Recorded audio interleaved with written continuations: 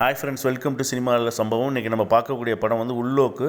மலையாளத்தில் ஒரு ட்ராமாவாக வெளியாக இருக்கக்கூடிய படம். இதில் கேஸ்டிங் பண்ணியிருக்கவங்க ஊர்வசி, பார்வதி திருவோத்து, டைரக்டர் வந்து கிறிஸ்டோ தாமி, கேமரா வந்து ஜலால் பண்ணியிருக்கிறாங்க, மியூசிக் வந்து சூசன் சாம் பண்ணியிருக்கிறாங்க. இதோட ஒன்லைன் என்னென்னா, பார்வதி வந்து பிஃபோர் மேரேஜ் வந்து ஒரு பையனை லவ் பண்ணுறாங்க. அந்த பையன் வந்து ஒரு ஹிந்து பையன். பட் பார்வதி ஃபேமிலி வந்து ஒரு ஆர்த்தோடாக்ஸ் கிறிஸ்டின் ஃபேமிலி. அந்த மேரேஜுக்கு ஒத்துக்காமல் வலுக்கட்டாயமாக அவங்க வந்து ஒரு கிறிஸ்டின் ஃபேமிலியில், ஆர்த்தோடாக்ஸ் ஃபேமிலியில் அவங்கள வந்து ஒரு அரேஞ்ச் மேரேஜ் பண்ணி வைக்கிறாங்க.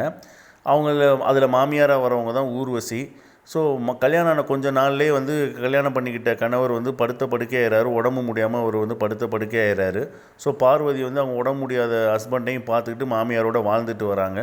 இதுக்கு இடையில் திடீர்னு அவங்க வந்து பார்வதி வந்து கர்ப்பம் ஆகுறாங்க. ஸோ இந்த கர்ப்பத்துக்கு காரணமானவங்க யார் அப்படிங்கிறது தான் இதோட மீதி கதையே.